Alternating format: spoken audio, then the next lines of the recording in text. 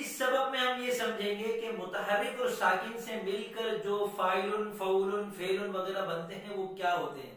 تو اس سبق سے اب آغاز ہو گیا. آپ نے حروف سمجھ لیے، آپ نے متحرک ساکن سمجھ لیے، اب آپ فاعل فعول کو سمجھ سکتے ہیں.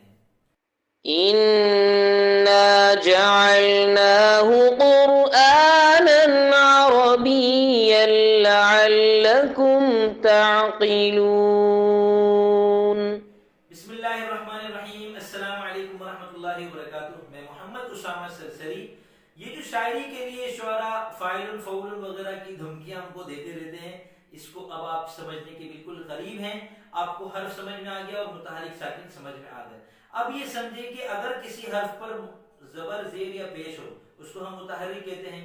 اس کے بعد والا حرف اگر ساکن ہے تو اب یہ دونوں مل کر ادا ہوتے ہیں. جیسے مکتب کا ہم نے سمجھا کہ میم پر زبر ہے، کاف ساکن ہے، تو اب ان دونوں کو ہم ملا کر ادا کرتے ہیں مک. اسی طرح اس کے بعد تا ہے، تا کے اوپر زبر ہے، آگے با ہے وہ ساکن ہے، تو یہ دونوں مل کر ادا ہوں گے تب. بالفرض اگر میم کے بعد کاف ہے اور کاف کے اوپر زبر ہے تو اب یہ بنے گا مکہ. ٹھیک ہے نا. یہ جو مکہ ہے یہ پشتو والا نہیں، میں ویسی مکتب کو میں نے مکہ کر دیا. تو یہ جو مکہ ہے یہ اس میں میم اور کاف آپس میں مل نہیں رہے. آپ کو اس کی صحیح مثال دیتا ہوں کہ جیسے کرم ایک لفظ ہے، کرم. اب کرم میں کاف پہ زبر ہے، اس کے بعد را پہ بھی زبر ہے، تو کاف اور را آپس میں مل نہیں رہے. کاف کو ہم الگ ادا کر رہے ہیں. آگے جو را پر زبر ہے اس کے بعد میم ساکن ہے، تو را میم زبر رم مل کر بنا رم.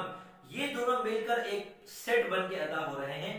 تو جب متحرک کے بعد ساکن آ جاتا ہے تو یہ ایک سیٹ بن جاتا ہے. ٹھیک ہے نا.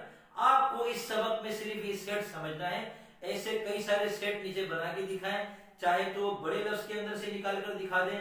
مثلا زمین میں زا متحرک ہے لیکن اس کے بعد میم پھر متحرک ہے، تو یہ دونوں نہیں ملے. اب میم متحرک ہے، میم کے بعد یا ساکن ہے، تو میم زیر می اور یا یہ بنا می، تو یہ ایک سیٹ ہے اور نون الگ ہو گیا، تو زمین میں ایک سیٹ ہے می.